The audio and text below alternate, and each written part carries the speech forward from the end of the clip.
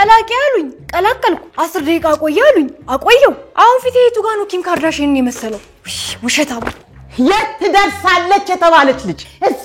ተዳሬን ብዬ ልጆቼን ብዬ እሺ ተርመጥምጬ ቀረው ስለዚህ በየቀኑ የናንተ ዝርክርክ ማስተካከል ስራዬ እንጀራ ሆኖ ነው የሚቀረው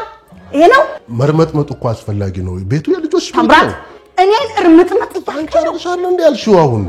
እየሰደብከኝ ነው አይደል በቃ ይቅር ተይው ሳሪ ይቅር ተይው እንዴ ብለን ነው ከዚህ ህብረተሰብ ጋር የምንግባባው ከየትኛው ህብረተሰብ ከትምህርት ቤቱ ማህበረሰብ ነው እንዴ ገሊት ተዳረች መዋጮ